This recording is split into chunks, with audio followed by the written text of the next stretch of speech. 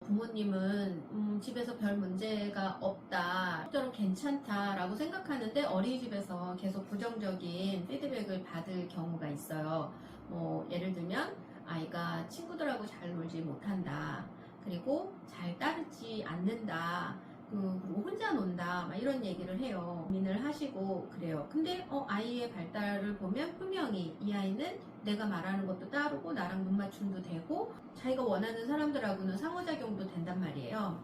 그러면 이제 화살이 선생님한테 돌아가죠. 우리 아이를 좀 미워하는 건 아닌가? 선생님이 왜 그렇게 자꾸 보지? 불신을 또 갖게 돼요. 이제 이럴 때 우리가 발달 검사라는 것이 중요하겠다라고 하는 거죠.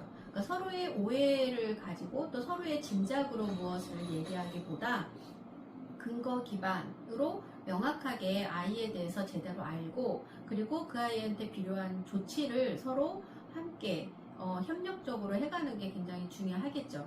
그래서 이제 KCD-I를 검사를 요즘 어린이집에서도 많이 하시죠. 그래서 그 한 결과를 봤어요. 근데 이 아이 한번 사례를 같이 보시면 전체 발달이 정상 범주이죠. 전체 발달뿐만이 아니라 대근육, 소근육, 그리고 언어 영역에 있어서 전반적으로 다 잘 발달하고 있는 것으로 나와요.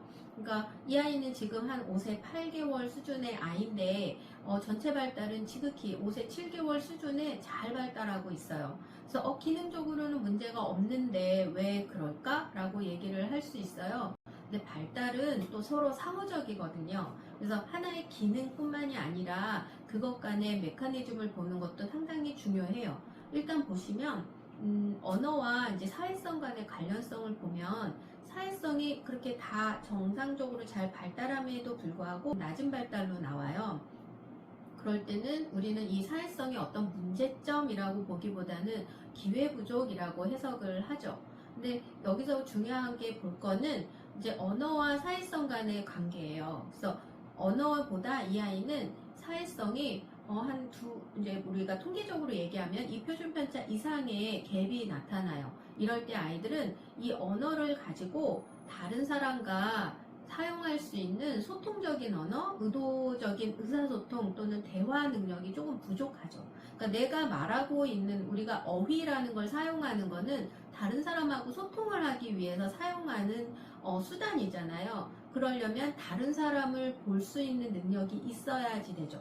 좋은 어휘만 막 쓴다 그래서 그것을 상호작용이라고 하거나 의사소통이라고 하지 않아요. 그렇기 때문에 언어에서도 사회성의 능력, 다른 사람을 보는 사회 인지 능력이 굉장히 중요해요. 표현 언어하고 언어 이해 관계를 보면 그렇게 많이 크지는 않지만 표현 언어보다 언어 이해가 좀 경미하게 낮아요.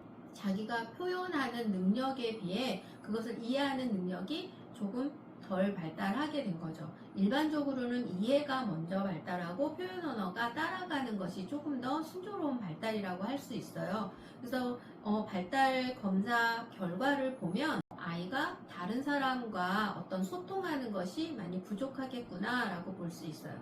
그러니까 우리가 발달을 볼 때 겉으로 드러나는 기능적인 거 뿐만이 아니라 그 기능을 가지고 다른 사람과 어떻게 상호작용하고 적용할 수 있는가를 보고 해석하는 것이 굉장히 중요하다는 거죠. 그리고 K-TEPS, 역류와 기질 및 비전형 행동 척도를 봤더니 이렇게 정상적인 기능을 하는 아이임에도 불구하고 이 아이가 보여지는 어떤 기질적인 것이 잠재 위험, 좀 지켜보자 라고 보아졌어요. 그러니까 비전형 아이가 굉장히 심각하게 벗어났어는 아닌데 좀 또래 아이들에 비해서는 다르다라고 하는 거죠. 그러니까 좀 도움도 좀 필요하겠다라고 보여지는 거예요. 세부적으로 보면 고립행동 그리고 과활동성이 잠재 위험으로 보여졌어요.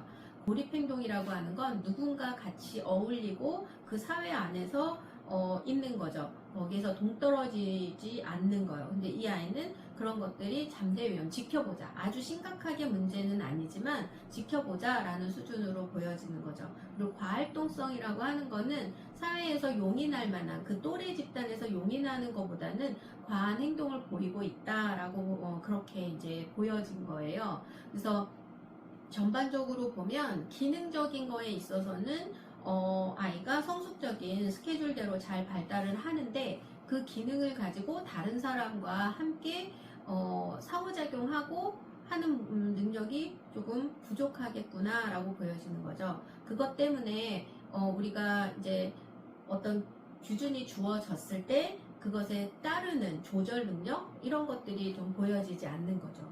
그건 한 4세 넘어가면은 잘 보여져야 되는 이제 소셜 스킬이라면 그런 것들이 조금 덜 발달하게 된 거예요. 그래서 이 아이를 우리는 이해할 때 기능적인 것에 문제는 없으나 그것을 가지고 다른 사람하고 관계하는 것에 있어서의 소셜 스킬이 그 연령 수준에서 이루어야 될 정도를 아직 따르지 못하고 있구나 라고 보여지고, 사회적 상호작용 중심으로 도와주면 좋겠어요. 이 사회적 상호작용은 먼저 부모하고 먼저 발달하고, 그 다음에 다른 어른, 교사, 그리고 이제 또래하고 나타나게 되죠. 그래서 가정에서 부모하고, 아까 부모하고는 잘 어울린다고 했잖아요. 그러니까 부모와 그 사이에서 일반적인 어떤 주도성, 이 아이가 먼저 시작할 때 아이가 주도해보는 그런 상호성이 잘 길러주도록 도와주는 것이 필요하겠지요.